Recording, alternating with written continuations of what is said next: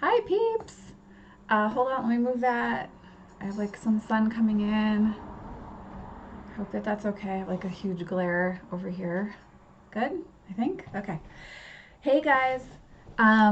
So happy May. It's almost my birthday, and so I'm really just having a nice like chill morning before I see some clients and get my son, and thought I would just make a little video kind of talking about some decks that I have right now and music and other like witchy things. See what you guys think about some stuff like that. Yeah, so it's May and it's still raining a lot here in New England, but we actually have some sunshine today, and I'm really looking forward to enjoying that to the full. So I'm very excited about that. And I think personally on my path, been working a lot with Odin, and again, as usual, kind of took a little break this winter, but he's really come in very strongly, and that's been a really beautiful thing. Navigating new waters with him and just accessing his wisdom in a really beautiful way. I have been feeling drawn to darker decks and working with darker decks lately. I would consider the Arcanum Tarot a darker deck. I don't know. For some of you, you might not agree with me on that, but the Arcanum Tarot I've been using a lot with my Tarot of Vampires as a clarifier, and I've really been enjoying that process. Working with two tarot decks at the same time, and I will do a video on this, is a very unique process in my opinion, and it's also a very enjoyable one, but it does require attention to detail, I would say. So I have found the Archeon and Tarot of Vampires like really working well together and very clear. And I've also kind of had a little bit of an itch to grab the Thoth Tarot out of his little resting place and kind of bring him up into practice again. And some of you may know, if you've been following the channel for a few years, that I consider the Thoth a deck that I will be a student of my whole life. I don't think I'll ever feel like I'm proficient at working with the Thoth Tarot. It's something that I'm always wanting to learn more about and come to an understanding about. And I found myself very drawn to the unicursal hexagram that's featured in one of the cards in the Thoth Tarot, and so just kind of been exploring personally for myself like what the unicursal hexagram means as far as readings go, but also like as a signpost on the path, if that makes sense. So the Thoth Tarot I've been feeling, drawn to a lot as well. And then I did get the Tarot of the Night. I'm not even gonna attempt to pronounce it in French because I suck at that. As you guys know, if you follow me on Instagram, which I will put the link below in, that I ended up getting this deck, and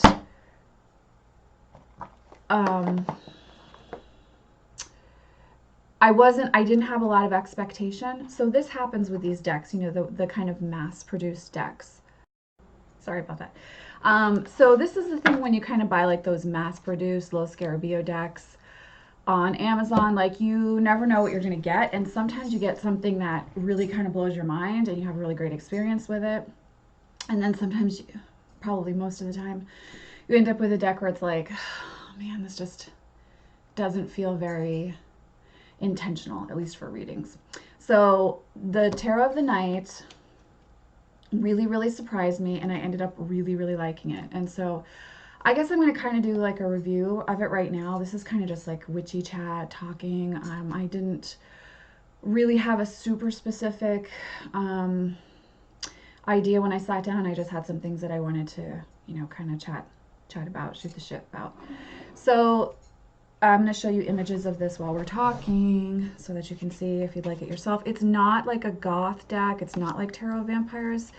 My understanding from reading the guidebook is that the creator wanted it to be light in its feel, even though it's dealing with darker themes. And I think that they did a good job with that. It still reads like a darker deck, but not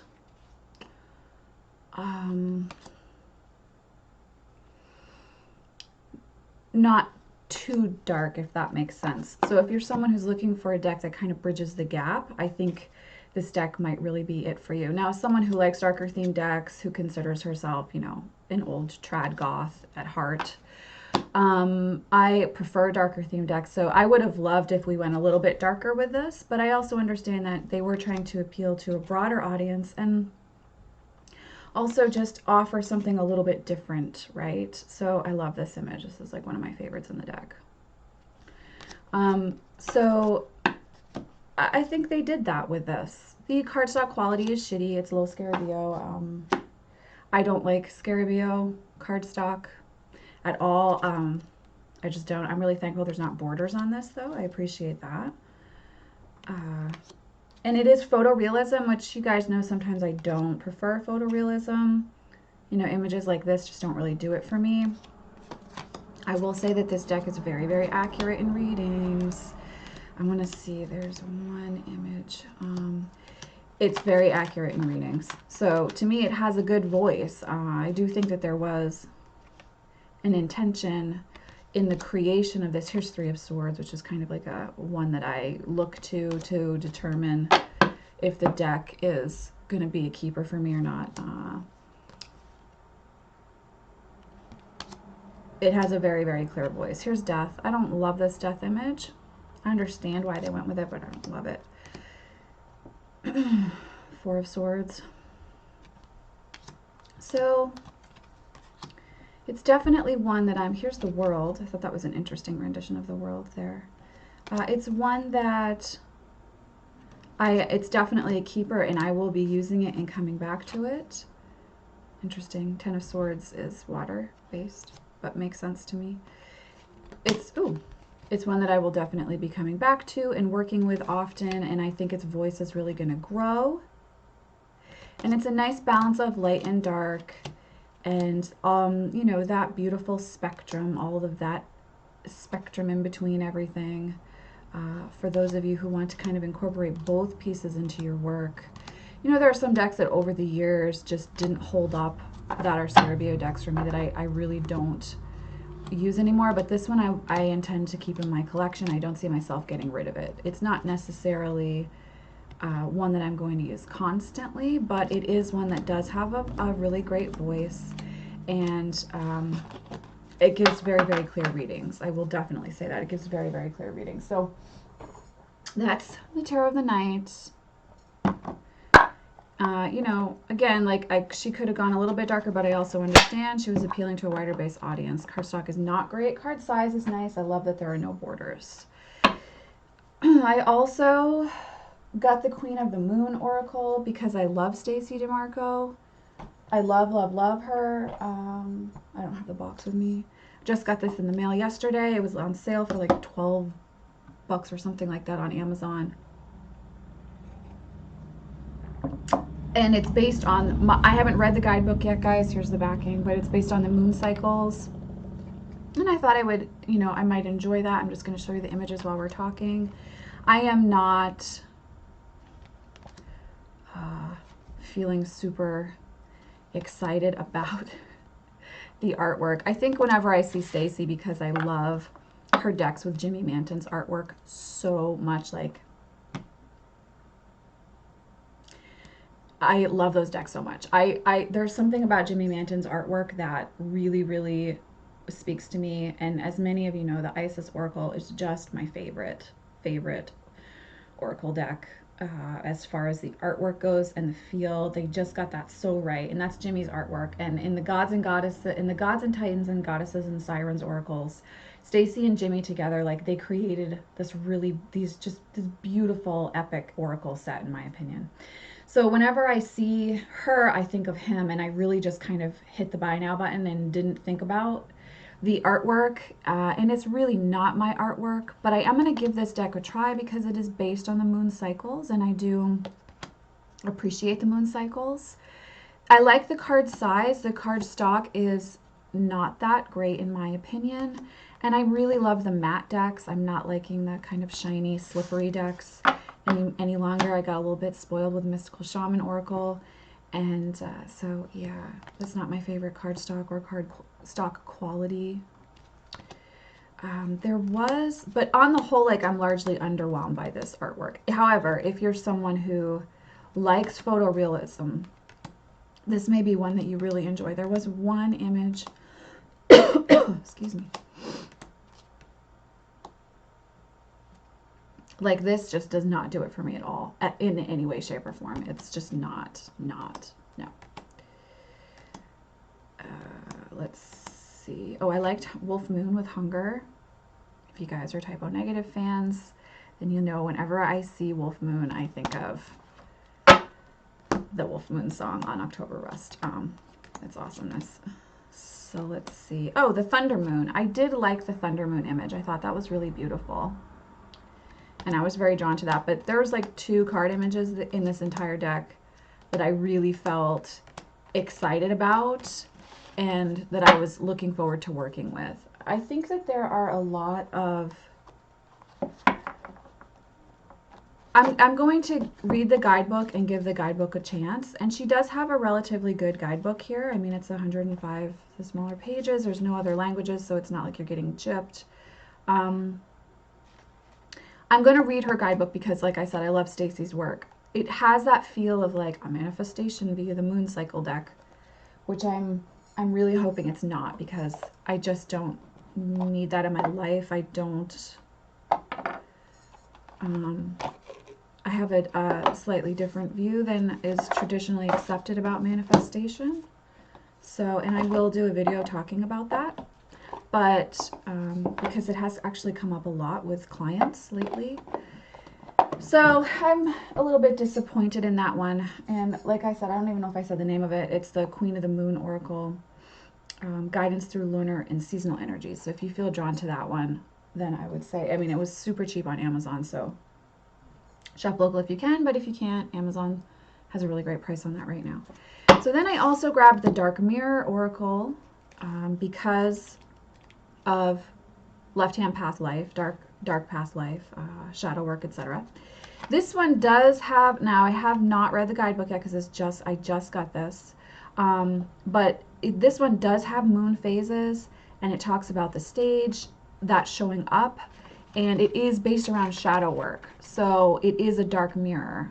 So this is something that, you know, you're going to use probably very specifically, and my intention is to use it very specifically. I really wanted to like the artwork more than I do.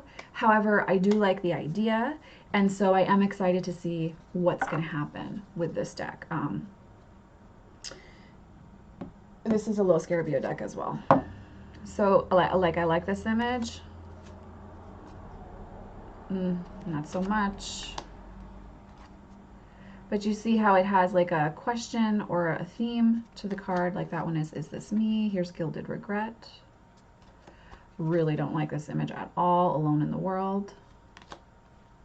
Here's Sacrifice. I understand that the child I was meant to be. I like Envious Gluttony, right? I understand what they were doing with the shape and what we're trying to access here. Colorless Angel. I love Addicted. This is actually why I ended up picking it up. I prefer no borders with my entire card image, just me able to focus on the image itself. But I do understand what they were doing here. And it's not a hardcore no for me. This is a very pretty image. But it's not my favorite, to be honest with you. So, and you can see that they have the moon phase depicted on the image as well. So if you want to work in conjunction with moon phases there, here's Parasite. I love this one. You do have that option, which is really nice. I despise this image, Bride in a Cage. There's Revenge. So I'm not disappointed in this. I'm intrigued. Like that one. Perchance to Dream. Anger in Chains I really liked. There's a Calling the Storm. Atonement is not my favorite. And then there's Today for Tomorrow. I'm intrigued to work with this one, and I'm going to give it a try. Cardstock is awful, etc. It's a typical, I mean, we all know what we're getting with Little Scarabeo at this point. I think that there's something to this, and it could be an effective deck. And I will let you guys know as I work with it more. But I definitely was a little disappointed, and it was on sale, which is always nice. So it's something to, you know, keep in mind if you feel like you might want to work with it. I don't know how often I will, but we'll see about that. So someone gifted me the Prismavision Tarot. Thank you. And I am really enjoying working with that. I just did a blog post on the website, kind of based around just spending a little time with this deck and just sitting with where I am and what's coming up for me on my own personal journey, etc. And this deck is really beautiful for that, and it's also really beautiful just for the art itself, the artwork. This deck has been around for a while. Most of you all probably know about it and have it, so I'm not going to go into a big spiel with it. But I think if you're kind of uncovering pieces of yourself, this deck is actually able to help you with that really beautifully, and it's a gorgeous deck. And it reminds me of Lord Huron. The music, like what I hear in my head, which I always hear music in my head whenever I work with a deck anyhow. It's very Lord Huron feel, and it does, and I was talking with a friend about this too, like it does feel very masculine in its energy, which is actually really refreshing. So this I am really excited about and enjoying, and I'm so thankful and grateful that someone sent this to me to play with. I really appreciate that. And like I said, I just hear like Lord Huron's music, which, as you know, if you listen to Lord Huron at all, like that's very much storytelling.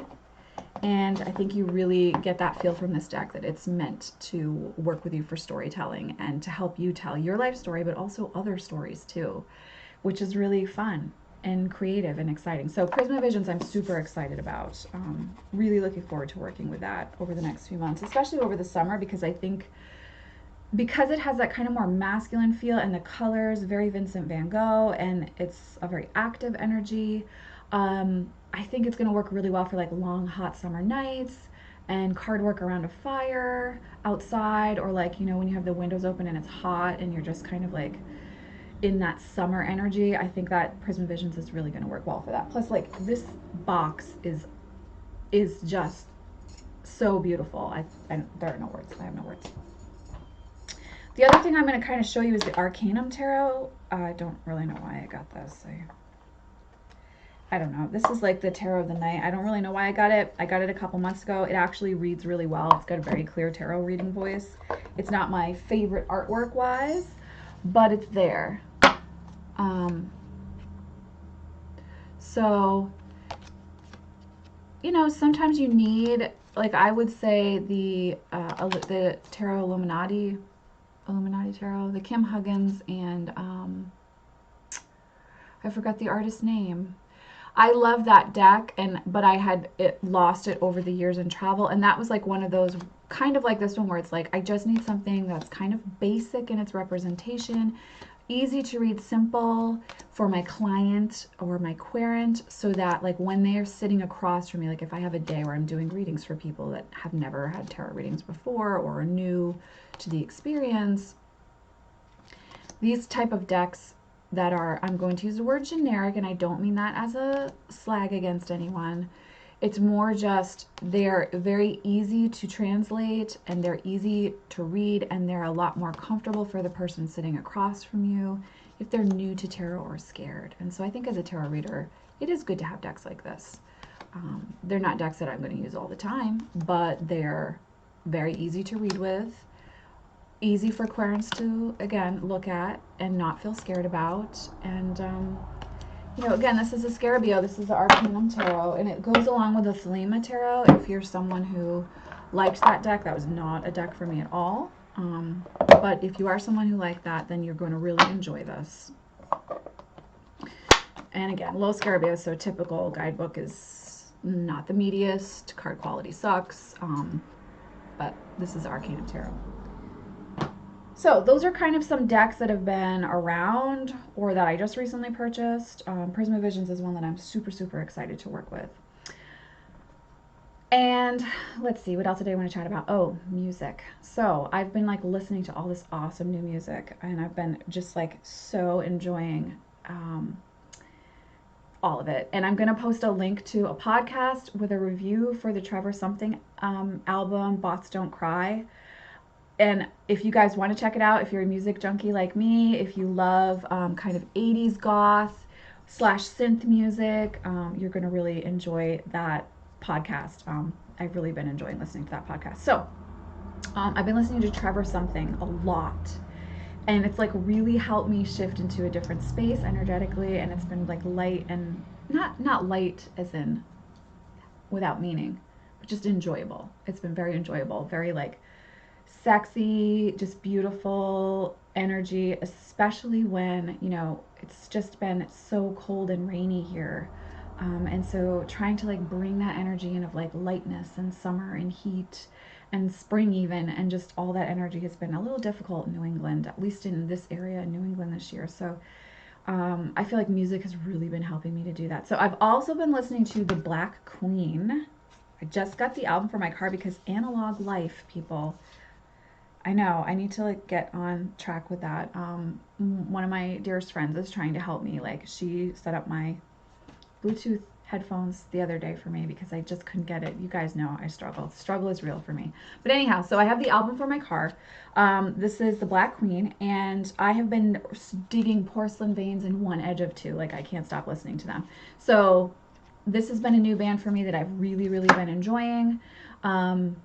What else? Lord Huron, I've really been listening to a lot lately. Been enjoying that. That's been kind of a new, different way than I typically go, although I love Ray LaMontagne, and I feel like that kind of Americana storytelling vibe, Lord Huron blends beautifully in, and they kind of remind me of the Moody Blues a little bit. So I've been enjoying listening to that. Let's see, what else have we been listening to? Lots of Typo Negative, always. And oh, Morphine. Someone introduced me to morphine, and I was like, how have I lived my whole life without morphine? So I will put a link to one of the videos in there if I remember to do that. If you're a music junkie like me and music helps you access different dimensions, and if music is like a part of your life in that way, it either is or it isn't for you. And I've actually been having interesting conversations with people about that recently. If it's something that moves you through your day and your life, and it's something that's integrally a part of your life, it becomes part of your spiritual practice too. And I talked about this in other videos. And for those of you who are music junkies like me, like, I know you guys will say to me like, oh my God, I'm so on the same page with you. Like, Tool's whatever album helped me through this, or Deftones moved me through this piece. If that's a part of your life, then you understand that it really is a part of your spiritual practice as well. So whenever new music comes in, it's like, it's exciting because it means I'm exploring something new as well on my spiritual path. And I found like this, like connecting to Trevor Something has helped me to reconnect to Roxy music and various Cure albums that I haven't listened to in a while, or, you know, pieces of New Order or Joy Division that I maybe hadn't listened to in a few months or wasn't ready to listen to because I was in my own healing process, and now I can bring those pieces in. And of course, I am going to see the National next month. I'm so excited, so excited to go see the National, and their new album really sounds like a breakup album to me, which is kind of perfect for where I am in my life right now, and has blended really well in my own healing process. So I'm super excited about that too. New music is a wonderful thing. So if there's anything you guys are listening to and you're like, Racine, I don't know if you've heard about this, I think you should check it out, let me know. Post it below. I will try to read the messages and respond to you and check out some new music. It's very exciting. But the Black Queen has been like, oh my gosh, awesome. So I'm going to put the link to that podcast with the review of Trevor Something's Bots Don't Cry, because I'm also a little obsessed with podcasts right now. And those guys are awesome. They have great sense of humor, and they do swear a lot. So if you're not okay with that, just be aware. And they give very honest opinions about music, and they're really fun to listen to. So that's Music in the Attic, I think. I can't remember the name for sure, but I'm going to put the link below. Let's see. What else did I want to talk about? Also, yeah, so I've been working with Odin in my spiritual practice a lot. And interesting that like I felt Kali kind of swirling around, and then I just heard that Alana's going to release a Kali oracle. So I'm excited about that. I really am hoping that that oracle deck will be as powerful in its own way as the Isis oracle is and the Kuan Yin oracle is. When Alana gets it right, there's just a magical thing that happens with the Divine Feminine in her translation. So I'm super excited for that. Let's see, what else was I going to mention to you guys or share with you guys? Still doing coloring in my free time and really loving that. And like I said, feeling the Thoth, which means I'll be reading a lot of books when I work with the Thoth and trying to like uncover different pieces. Crowley is fascinating anyhow, but with that Thoth deck, there are so many pieces to that deck, and there's such a like a guardedness with which I approach that deck, and so it's always interesting whenever that guy shows up to work with. And I'm also going to do a video on the Fallen Angels Oracle again, because I had a client talk to me a little bit about her experience with it, and I felt like, I don't know if when I made the original Fallen Angels Oracle videos, I mean, I was pregnant, it was a really long time ago, if I really got into the way that I work with that deck. And I think I would like to offer that to you all if it's a deck that you have but you're not quite sure how to run with it. So I'm definitely going to be doing a video about that as well. So we talked about music, we talked about decks, we talked about the fact that it's cold and rainy here for the most part in New England, and really trying to call summer energy in, which is very rare for me. If you guys know, I'm a fall girl. Like, I love the fall. That's what I care about. That's like my happiest time of the year. But I really am needing the summer and some heat and some warmth to go explore. For those of you who celebrate Mother's Day is tomorrow. Happy Mother's Day. My son and I will be going to the ocean, which I'm super excited about. We're going to go to a beach we haven't been to in a while, so it's going to be really fun. Oh, and I've been working with using lots of fire in my work personally lately. So like I have candles going 24/7 right now, really working with that fire energy, calling that in. If you're feeling called to that too, please know you're not alone on that journey. I definitely am as well. Really feeling that fire energy. Like there's been a big shift from water into fire, which is exciting. So I am, oh, and I should say on the website I have new photos up. Red Hill Photography did new photos for me on my website. I'm going to post the link to her website in this video as well. But if you want to check that out, she did some gorgeous photography. I've got a couple photos up there that I'm like really, I feel are really indicative of my work and speak to my aesthetic as well. So I hope that, you know, if you want to check that out, feel free to. There's a new blog post up that I posted last week. I'm trying to do at least once a month a new blog post, just kind of sharing what's coming up for me on my journey and how that might show up for you as well, and where, you know, different pieces that you can implement into your own practice. So as always, guys, much love, many blessings. Wonderful to connect with you all. See you in the next video.